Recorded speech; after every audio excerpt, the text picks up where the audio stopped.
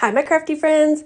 Y'all, I saw these signs at Dollar Tree and I was like, oh, I know what I'm going to do. So I'm going to take them all apart because we're going to make like a little fence gate-ish thing.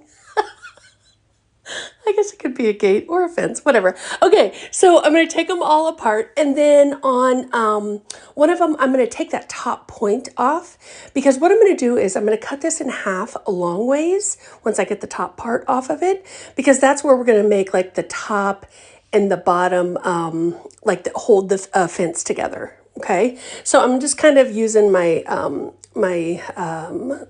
guide there at the bottom, just kind of line them up straight. And then I'm going to put these on the top and the bottom, and I'm just going to hot glue them into place. I did notice though, when I did this, I did smush a little bit of hot glue in between. So just be careful if you do that, that it doesn't glue to the table. All right, so once that's all done, I'm going to add a little bit of chalk paint, and I just did one coat on it because we're going to do some distressing with the ink pad. Now, you totally don't have to do that. You could just paint it up, and gosh, you could do all sorts of fun colors as well. But you guys probably saw at the very first, there were these stickers. They're almost kind of like foam, not foam, puffy stickers. That's what I'm looking for. That are almost like our gate hardware. So we're going to add those to this, but they're not really the color I want. So I grabbed out some of the Rub and Buff in the ebony, and I'm just using my finger to put it on there. And then that little circular metal thing that says home, I'm going to do the same thing to that. Now, once I let that dry all the way on the home, I actually grabbed out one of the ink pads, the black soot, I think it is, and went over the top of it as well.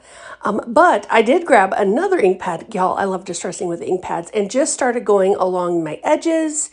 Once I kind of got the edges to look a little bit distressed, I go across all of the pickets and all of that stuff as well. Just to lend a little bit of distressing to it. Y'all know that's my vibe. I know a lot of people are like, gosh, don't distress so much, but I can't help it. It's like ingrained in me or something. All right, so now we're going to just hot glue, even those are little stickers, I want to hot glue them into place. That way they stay. But aren't those so stinking cute? Like, as this started to come together, I was like, oh my gosh, I'm in love with it. So here's where you see I just kind of dabbed my ink pad over the top. And it's kind of hard to tell to pick up on the camera, but you can kind of see different degrees of color. Different variations, not degrees, variations of color with the Rub and Buff and then the ink pad over the top.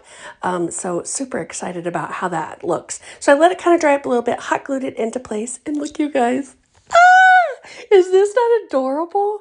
I'm in love. In love. This is going on my front door.